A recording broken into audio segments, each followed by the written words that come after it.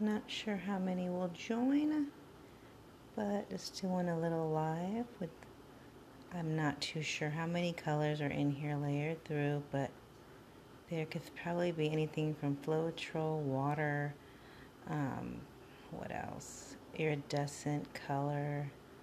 All kinds of stuff is added in there, and some oil too. So pretty much anything you can think of is added in here to the paints. And I decided to do a live because my little one is snoozing. And I actually have rocks right now, so I'm not too sure how thick this is actually. Let me do a little test. I just want to make sure there's not a big old thick piece in here. I kind of want to just come through really quick. Okay.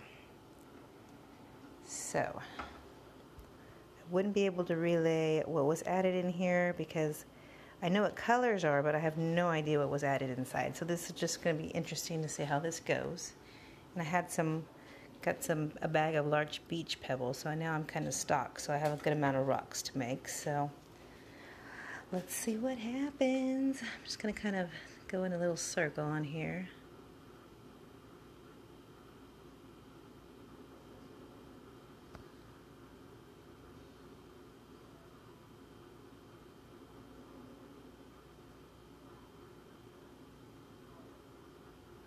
That looks pretty. Okay, let's go to, I'm trying to see which side of the rock is prettier. I think this side's smoother. Okay. Kind of move it around so I can get the purple on this one.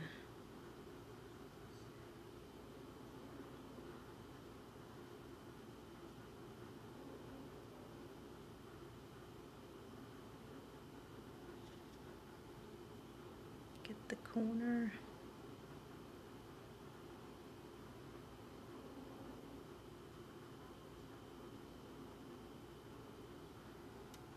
And that one came out really pretty. Okay. I didn't add really, I don't think what's in here is stuff that has stuff for cells, but I kind of see a little bit of cells, tiny ones in there, so we'll see what happens. I do like the purple, the bright purple looks on there. Okay, continue on here.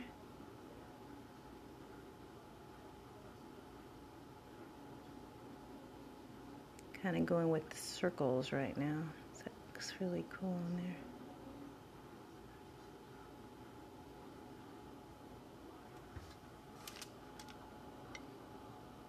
It's fun to watch it flow off of the rock as it's going off slowly. You can watch it stretch.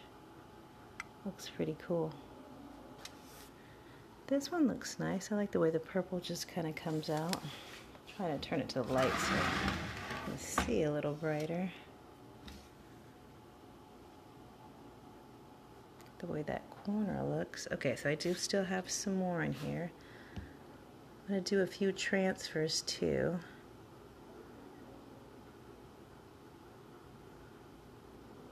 I like the way that turquoise looks over the top.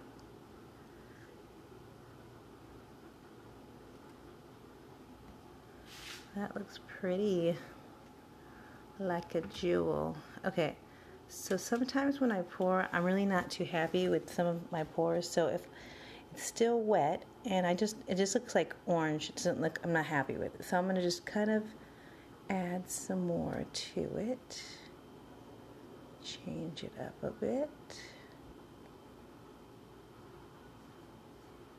And now it's a jewel. Sometimes I do that, you know, so because sometimes the stuff that comes out of the cup on top, it's not yet blended, so you kind of get just a blah color. So I'm like, you just go right on over it if you're not happy with it. Okay, because I do know that I'm going to get some pretty transfers with these. That's kind of why I'm just going a little over on the sides. Let's do this one. I'm going to try to go stripage on this one. Make it like a little egg.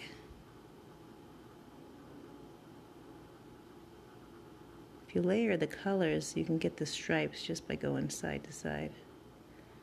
Okay. And that one looks really cool. I like that.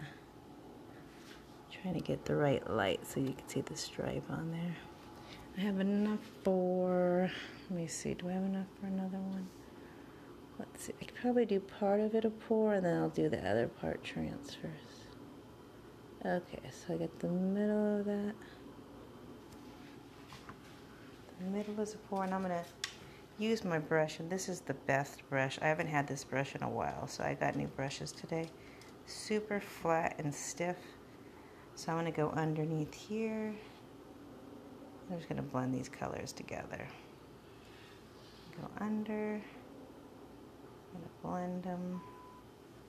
I like the way the colors look when they're together, put together.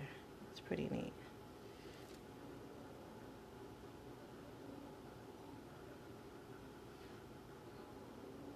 And this pour was a bit thinner, but it's still working really well for the transfers because this brush really holds the color on there really well. Okay, let me try to go through the top. Here's Hi Tanya, Patsy, Patty, Cheryl, Tasha.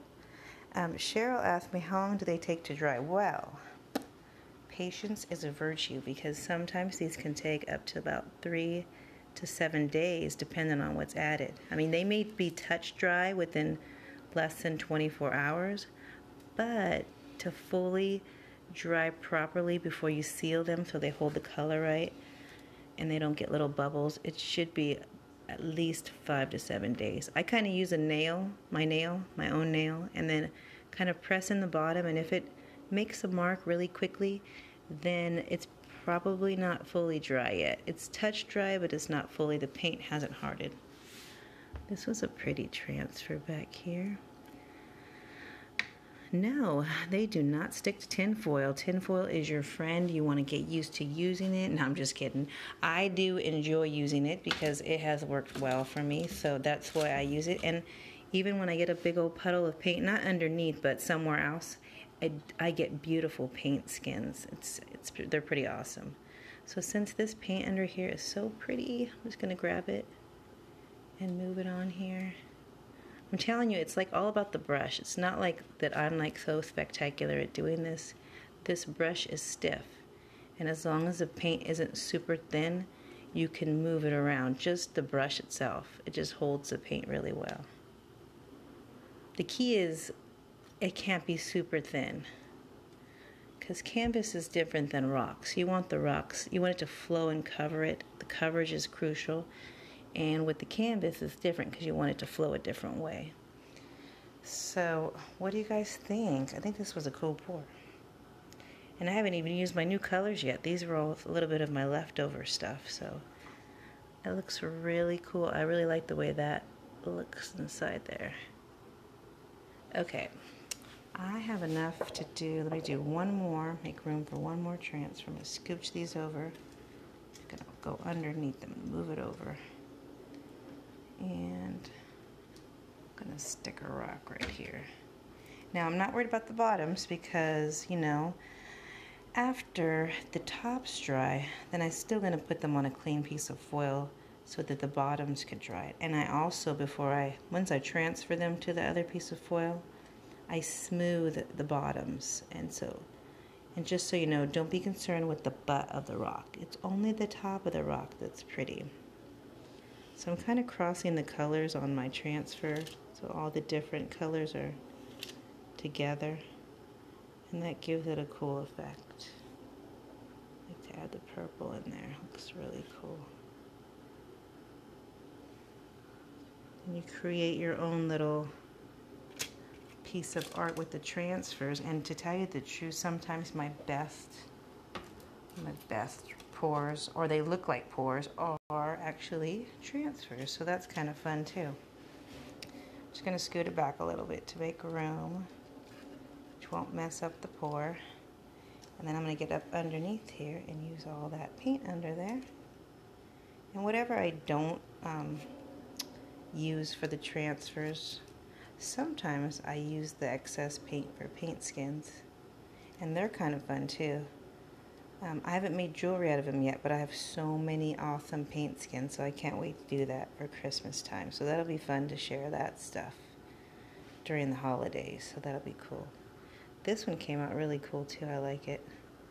Gonna add some purple on it, top of it.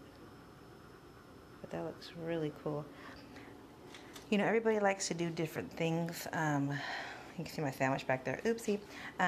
I prefer, like my preferences when I make them, ever since I've made them, is making them look like jewels. I love the cells. They do look awesome too.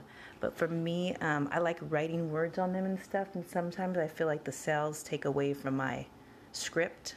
So these are the ones I tend to make, and usually you can make them just like this, just by using just colors, not even adding anything to them. My best pours have just been just the actual colors.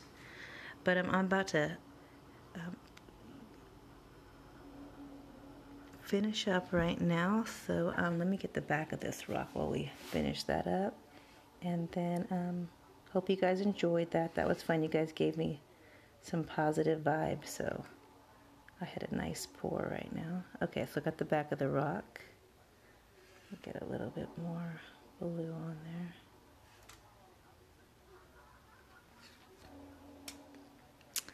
All right, and Cheryl asked me, what did I mix in the paint cup? Well, there was a bunch of different separate colors that had anywhere from Floetrol, Elmer's glue, water, Moroccan sleek oil, mixed in at some point in time.